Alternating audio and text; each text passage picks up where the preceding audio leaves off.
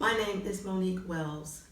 I am the founder and CEO of the Wells International Foundation, president of the French nonprofit association Les Amis de Beauford Delaney, co-founder of Discover Paris, creator of Entree to Black Paris Tours, and I am also the president of the preclinical safety consultancy, Toxicology Pathology Services. Well, I chose Beauford. First of all, I want to say that the reason that I love Beauford Delaney, I love his story, I love his work, is because he was a friend of James Baldwin. And a few years ago, I was researching an article on African American grave sites in and around Paris, and I knew that Beauford was buried somewhere in this area, and I started to research where his grave was located, and I fell upon this absolutely enchanting, poignant, just engrossing story about this man. I found out that he was buried in an unmarked grave outside of Paris in a cemetery. It's a huge cemetery. It's part of the Paris cemetery system, but it is located in a suburb of Paris, so it's outside of the city limits.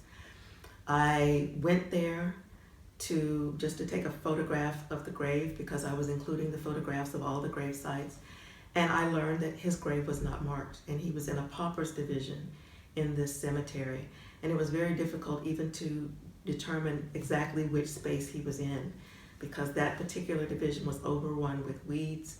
About half of the space in that division, it looks like it's empty because there are no stones there, and the others are really old and in bad shape. I had to ask friends of Beauford Delaney about the location of this grave, etc. And when they came back to me with the information, they asked me, was Beauford still buried there? And prior to that point, I did not know that the way that people are buried in France, well, there's a system, and you have a grave, and you have to continue, or someone has to continue to pay for you to occupy that space. And if that money is not paid, then the cemetery, after a while, has the right to exhume your remains and either place them in a common grave, or if they're ashes, sprinkle them in a garden. And this was just really news to me, and for most Americans, that's shocking. So these friends of Beauford were saying, he's in this cemetery, here's the division, here's the plot, is he still there? So I go out, I'm wearing a sort of the euphemistic reporter's hat, and I go to the cemetery office and inquire, and they don't want to give me any information because I'm not family. The first thing they will always ask is, are you family? And I'm like, no, I'm just trying to write a story. Well, we really don't have to tell you anything, blah, blah. But in the end, I was able to learn that the grave was going to be exhumed that year. So I'm just coming along at just the right time, quote unquote. And I take this information back to the friends of Beauford Delaney. And they ask, well, what can we do to keep the grave intact? And so I've sort of become an intermediary in this whole story. And I'm the only person in Paris. The friends are in the US or the UK.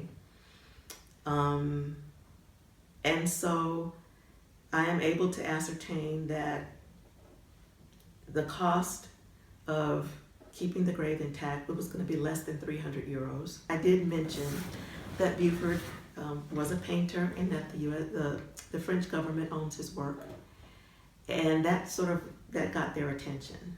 And so they're like, well, he is an artist, and so maybe exceptionally we will allow you to pay this money for his grave.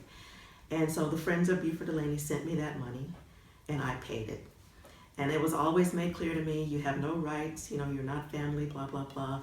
The family can come in at any time and take they can do whatever they want. So the fact that you've paid gives you no rights whatsoever. I'm like, I'm clear. The friends were so happy that they said, oh my goodness, you know, you've done something that we have wanted to do from afar and this and that. We want to place a stone at the gravesite. What would that take? How much would it cost? Can we get permission? Blah, blah.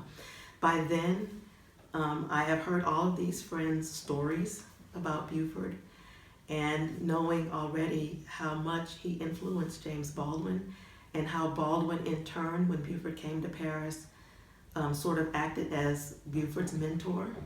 I should say that Beaufort Delaney suffered from mental illness, and Baldwin really became sort of almost a caretaker for him, and at the end was literally named as part of a committee to take care of Beaufort's affairs while he was in a mental institution in Paris.